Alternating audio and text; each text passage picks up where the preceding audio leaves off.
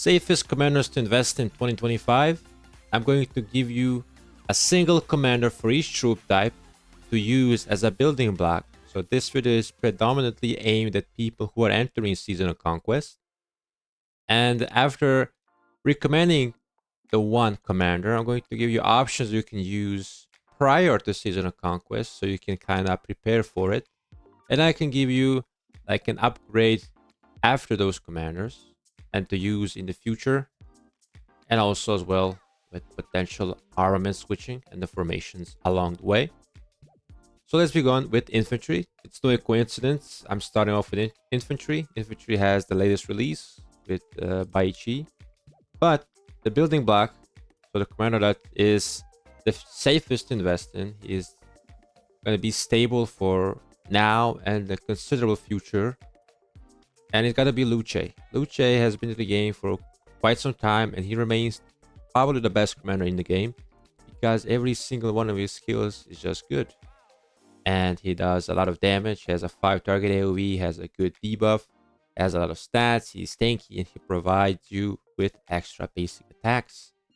And he's just good. All right, we all know Luce is good. He will continue to be good, and you cannot go wrong with expertising Luce. You will certainly not regret it.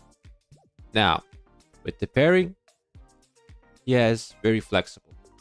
If you have worked on Alexander the Great before Season of Conquest, well, good news. Luce is still a very good option to use with Alex. You use Luce Alex with the Arch formation if you desire, and you're going to be good to go. I'm going to use that combo still, even after seeing my infantry choices. It is that good. The March is simply doing very good in the current meta.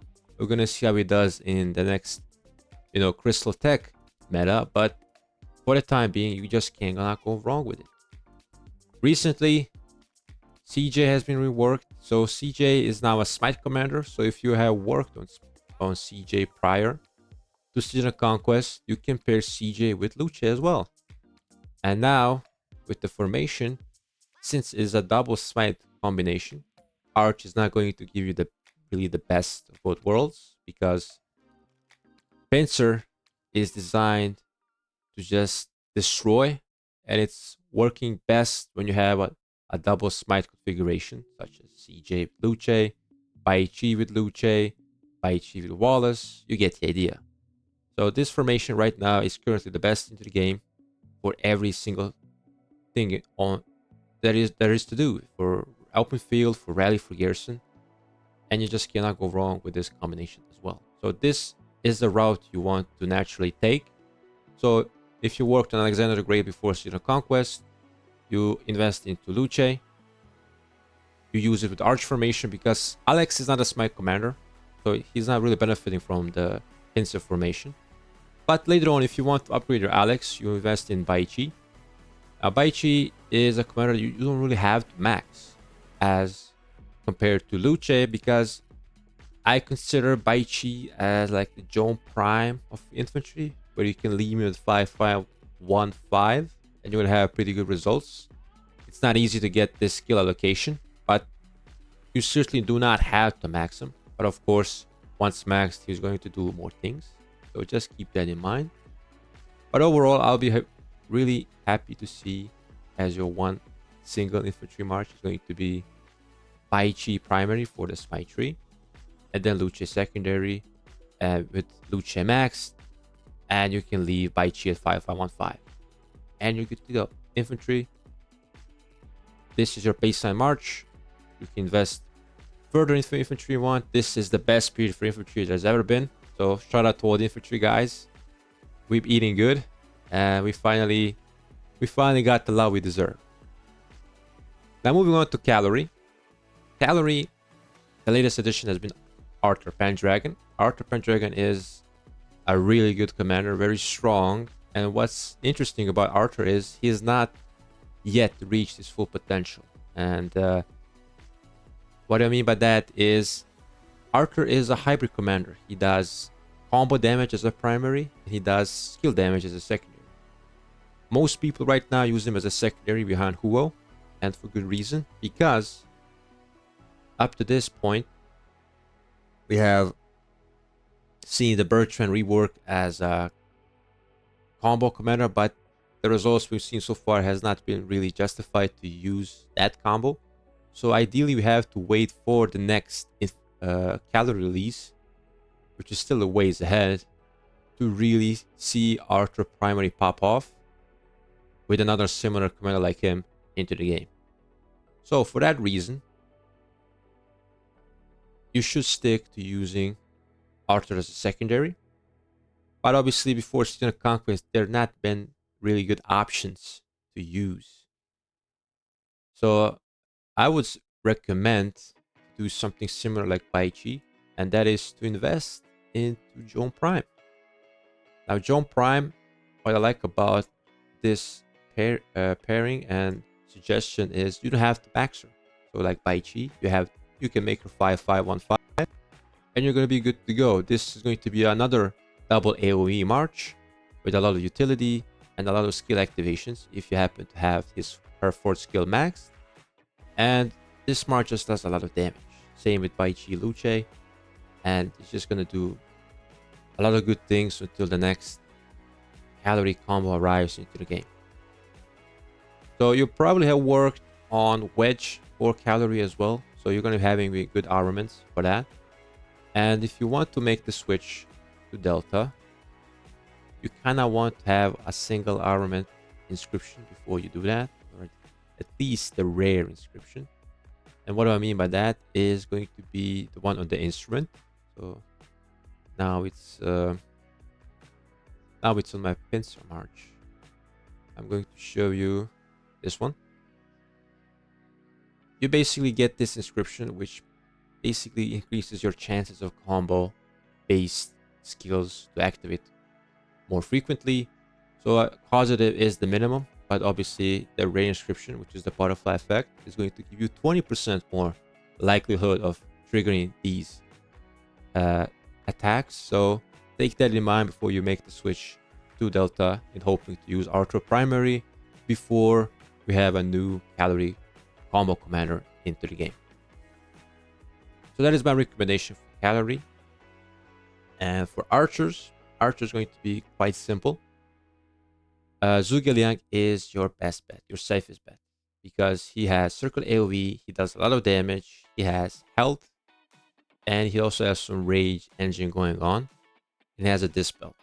Only thing he's really missing is march speed, but other than that, he's the complete package as well. Archers are suffering now because there have not been very viable marches outside of just one archer march, which is either Zug Herman or Zug Philip. So if you're coming coming to Season of Conquest, you probably have like maybe YSG or something. And in the past, I would maybe steer you away from this, and I still kind of do, but the archers are going to be here in the next less than 2 months away, maybe like a month and a half. So I think we're going to see something like Baichi Luce combination, where both of these commanders are going to be quite similar. So I'm expecting at least another like 3 to 5 targets, possibly circle AoE commander that we might pair up with Zhuge Liang as your sole best march. So Zhuge Liang is going to be part of that rotation. I think he has to be. He is the best archer commander we have at our disposal right now, and we need another Luce and Arthur caliber commander for archers to make them viable again. So prior to Season of Conquest, you probably have YG. You can use it with the new tech, which gives you which can give you march speed for archers. So you can kind of neglect the fact that you have literally no march speed on that march, but just tons of AoE damage, and that will bridge you towards the new archers release. But once again, archers are the least confident about of making the right decision, because if you really want a partner for Zug that's going to be relevant even after the release, is going to be Philip.